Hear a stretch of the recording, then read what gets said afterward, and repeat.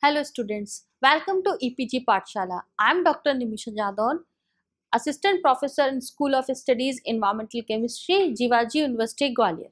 Today we are going to discuss about the module Introduction and Components of Soil under the paper of Environmental Analysis. The learning objective of this module included the introduction to soil, then the function of soil, properties of soil and the components of soil and their micronutrients and macronutrients which are very much essential for the plant growth also discussed in this module. What is soil? The number one is question arises, the soil is are the crucial to life on the earth. The soils are the fine particles of weathered rocks which are provide the support of plant growth as well as provide the surface of the living organism. The quality of soil determine the nature of plant ecosystem and the capacity of the land to support the life.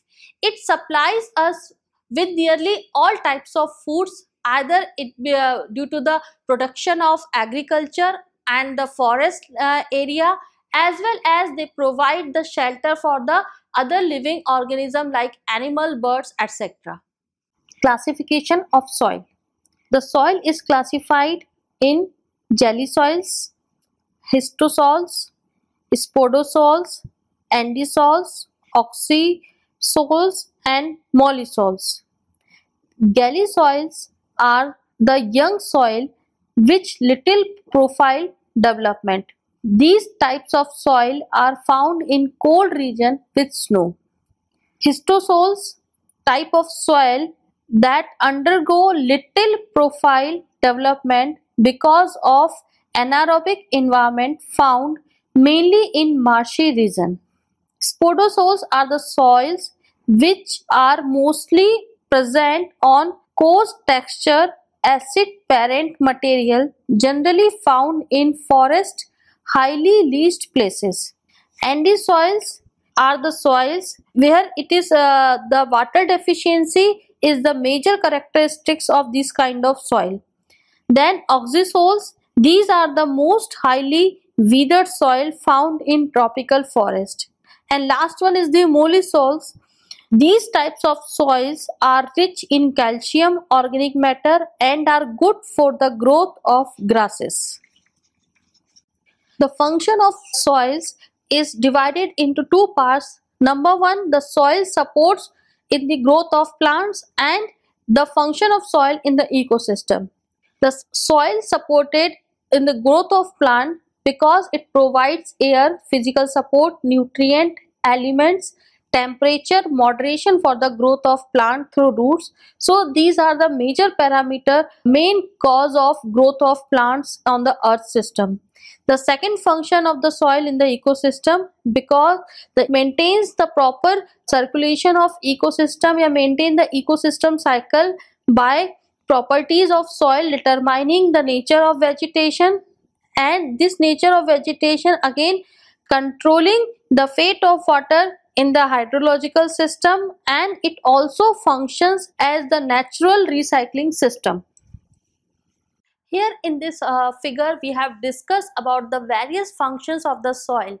The number one, it provides the basis of the growth of plants because the plants or the trees having their roots under the soil particles, and it is also provides the system for the water irrigation purposes, so that the water system is again manufactured by using the various areas of on the land. Then it provides the recycling of basis of the recycling of various nutrients and the various matters which are very much essential for the human life as well as to sustain the ecological balance on the earth, and it provides the shelter and it is a habitat of various organisms like the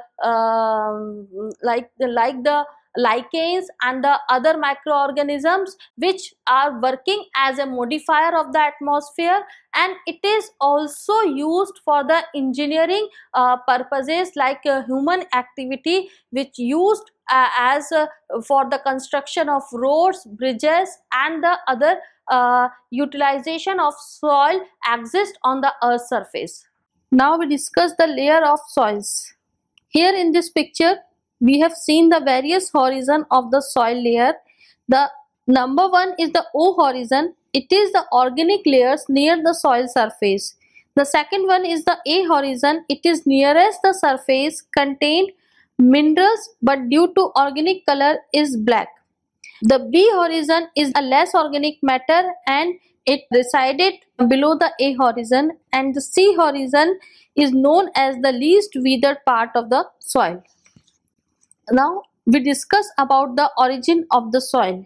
The soil parent material may be referred to as a geological formation, a layer of material varying from a few feet to many feet in thickness. Wherever a geological formation is exposed at the earth's surface, either soil formation is taking place or soil has already developed from the exposed material. Productive soils develop from parent materials that supply the essential elements needed to support plant life. The parent material from which these productive soils are formed may be classified as residual, transported, or cumulose. Here we have discussed about the classification of the parent materials. The parent material is classified under as residues, residual, transported, and the cumulose. The residual material included sedimentary, igneous, and the metamorphic, and the transported material included wind, then the water and the ice, and the cumulose material included the peat and mud.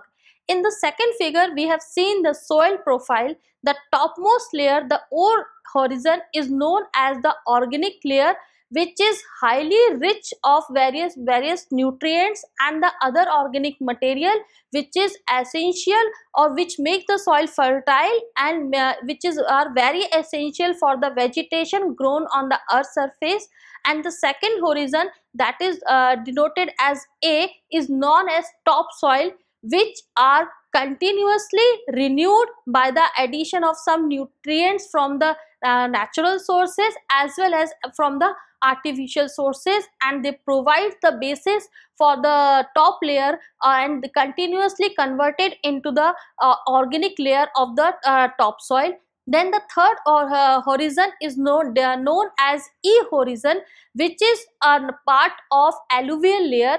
The alluvial layer is the fine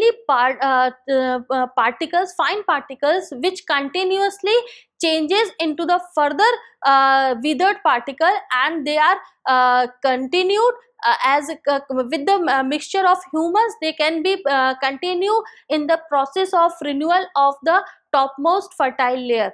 And the next layer is the known as B horizon, that is the subsoil, which is the intermediate between the alluvial layer and the solid rocks. And the C horizon is known as the parent material or the igneous material, which continues withered by the various environmental natural process like wind, pressure, air, so that the fine particles are continually withered out with the solid rocks, and they can converted into the soil particle. And finally the last one region is known as the R region. This is the bedrock, which is provided the solid surface of the whole layer of the soil profile. So this is the total structure of the soil exists on the earth surface.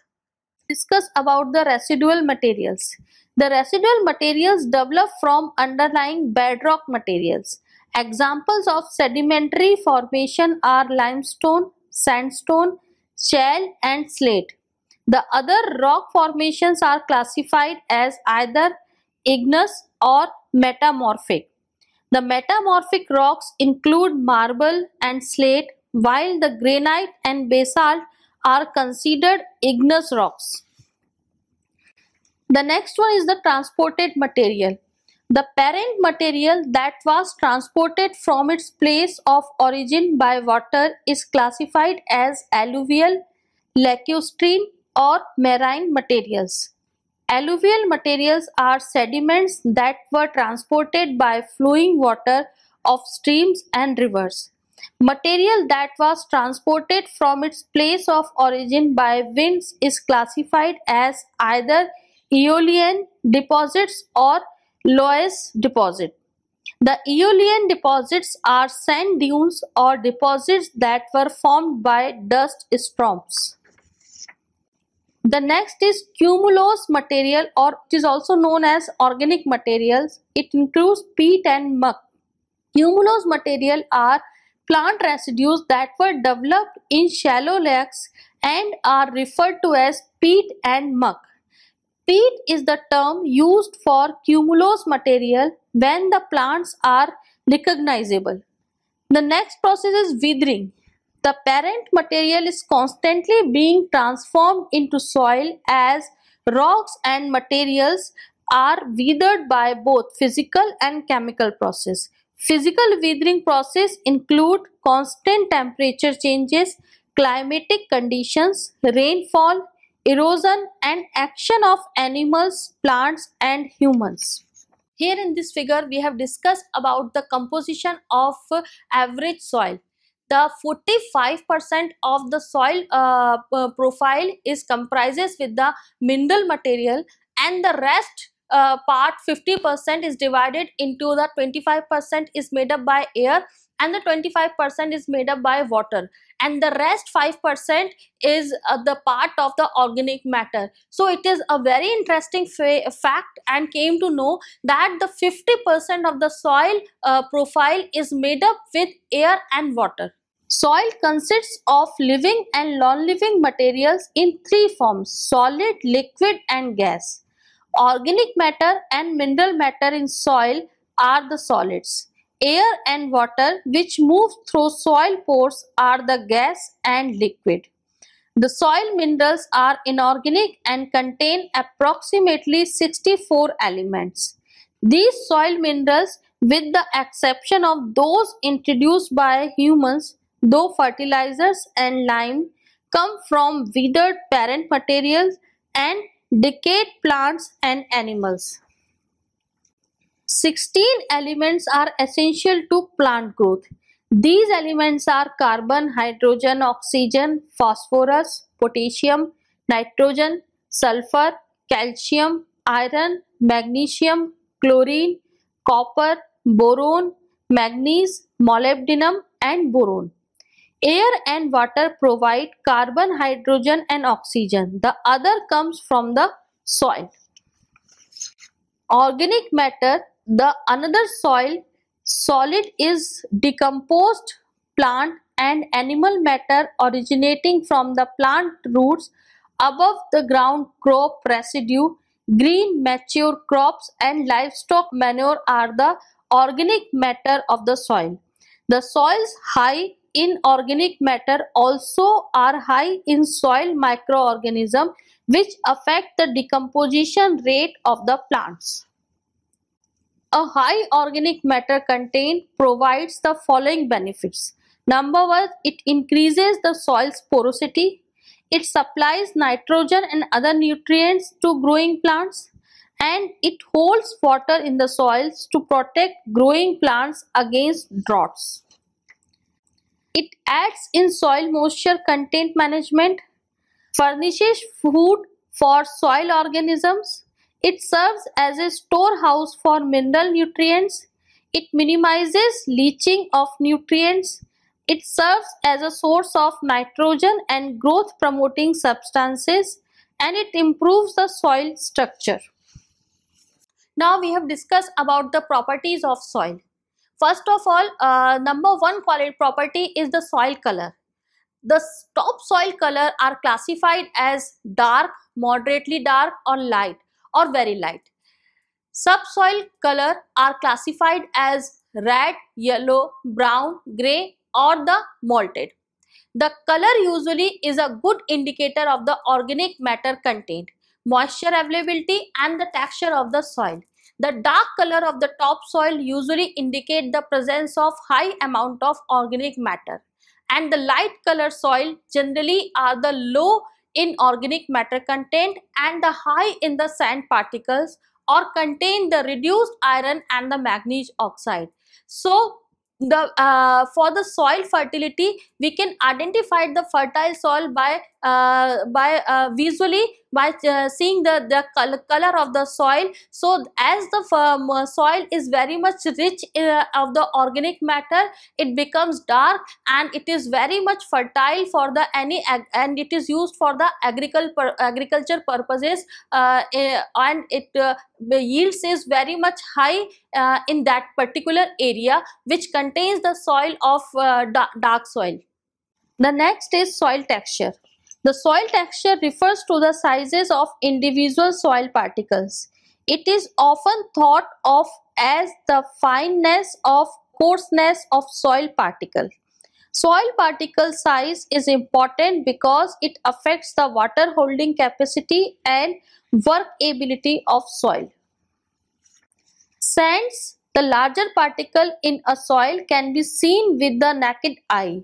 Soils with a high percentage of sand are infertile. Silt particles are between sand and clay particles in size. Until they wither to fine sized particles, they provide few nutrients for growing plants. Clay, the smallest of the soil particle, holds soil nutrients, influences soil acidity and holds more moisture than sand or silt. The next property of the soil is the soil water or the soil solution. The soil contains a small but a significant amount of soil organic solids, clay and humus, nutrients and elements. The soil solution tends to resist changes in its composition, and this property of resisting is called the soil buffering capacity. The soil containing the maximum 50% of the water contained in the soil, so that it found to be feasible for the growth of plant. The next we have discussed about the soil structure. The soil structure is the arrangement of soil particle into various sizes and shapes is important because it affects the soil tilth. Soils with good structure contain a large number of crumbs or aggregates, which indicates good tilth. Good soil structure permits deep root penetration and a large particle area from which plants can secure nutrients.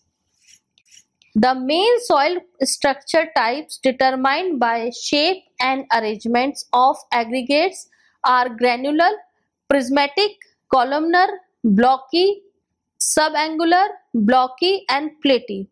Evidence of any of these soil structure types usually can be observed by separating a handful of soil. Here in this figure we have discussed about the structure of the soil. There are three types of structure of the soil included: the granular, then the prismatic and the third one is the massive. Granular part of the rocks are the generally are containing the single grains and they continuously weathered in a single particle, so that the soil formation of this kind of rocks is very much high. Then the second part of the rocks is known as prismatic, which is blocky in nature, and the withering process is very much moderate and the soil formation process is slower than comparative to the granule part of the soil. And the third one is the massive type of rocks, where these are the platy kind of structures, and here the withering process is very much slow, so that the soil formation of such kind of rocks are very rare or slow process, and the soil formation, all the three parts are responsible for the formation of kind of soil in the atmosphere. Here we have discussed about the classes of soil structure. The soil structure classes is determined by sizes of soil aggregates. The three common classes of soil structures are coarse, medium, and fine. Grades of soil structure. The soil structure grade is determined by strength of aggregates. Soil aggregate strength is determined by measuring a soil's resistance to crushing.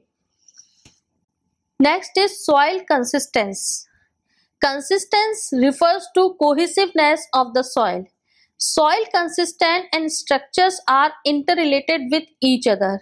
Structure deals with shape, size, and distinctness of natural aggregates. Consistence is described under wet, moist, or dry soil moisture condition. When the soil is wet, consistence is described by degree of stickiness and plasticity. Consistence of soil under dry condition is characterized by degree of hardness, maximum resistance to pressure, and inability of crushed material to cohere against when pressed together. Next is soil fertility and productivity. Soil fertility is the ability of soil to provide nutrients for plant growth. Regardless of soil fertility levels, plant food must be returned to soil if it is to remain fertile. The quantity and quality of soil organic matter are main reason for fertility of soil. These organic matter composes of element carbon, nitrogen, and hydrogen. As soil nutrient levels decline, plant growth decreases. Soil productivity is the present capability of soil to produce a specified plant or sequence of plants under a defined set of management practices. The capacity of a soil under a particular management system is dependent upon the factors such as climatic conditions and the soil natural fertility, organic matter content, texture, and structure. The productivity is measured in terms of outputs or harvest in relation to production input. For example, fertilizer, lime, etc. for a specific kind of soil. Important factor responsible for the fertility and productivity of the soil is presence of macro and micronutrients. Now we discuss about the soil micronutrients. A nutrients that is required for plant growth and is known as soil micronutrients, and omission of these micronutrients will cause death or abnormal growth of the plants. They must not be replaced by the another element. So these are the micronutrients which are very essential for the growth of any plant. These micronutrients is divided into three categories. Number one is primary nutrients, number two is secondary nutrients, and number three is micronutrients. The primary nutrients included nitrogen, phosphorus, and potassium fertilizers. That is also known as NPK fertilizers. Secondary nutrients included calcium, magnesium, and sulfur, lime, gypsum, sulfur fertilizers. And micronutrients includes various metals like boron, chlorine, copper, iron, manganese, molybdenum, and zinc, etc. Here we have discussed about the function of some of the micronutrients. For example, first of all, we have discussed about the function of boron in the plant growth. The boron is an important material for the cellular function of any plant growth. It is essential for pollen germination and growth, essential for seed and cell wall formation. The another micronutrient is the iron, which is very important for electron transport in some enzymes, and it associated with the enzymes in chlorophyll formation. So it is a major part of leaf development in any plant. The third one important micronutrient is chlorine. It is very much essential for the photosynthesis process which functions under the chlorotic tissues, and it affects the stomatal regulation. The stomatal open and close function can be regulated by the presence of chlorine, and it raises cell osmotic potential.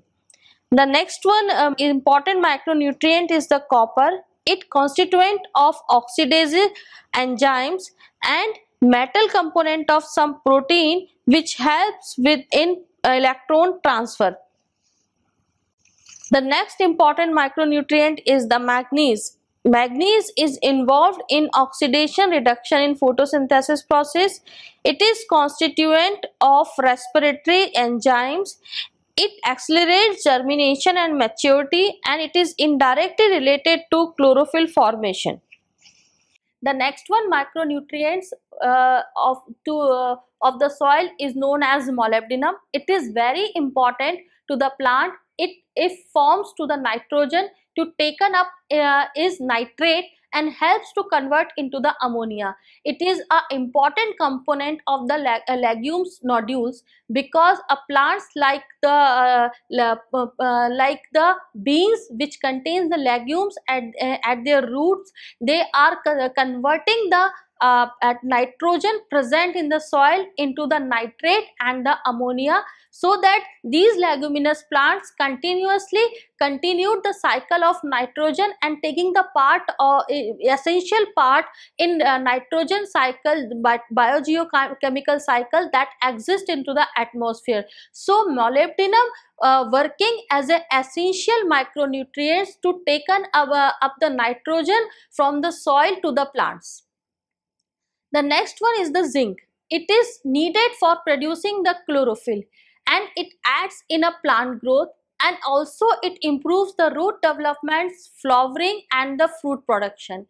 If the deficiency is zinc exists in the soil, then the leaves of the plants is converted into the pale yellow, and the growth of plant also affected, and these plants are not developed in a normal condition, and it also affects the flowering and the fruit production. If the zinc deficiency occurs, the fruit production ripening and the flowering is not done properly there, and these plants are not grow properly, and they are not suitable for the fruit production as well as for the flowering of the plants. Now we have discussed about the sources of micronutrients.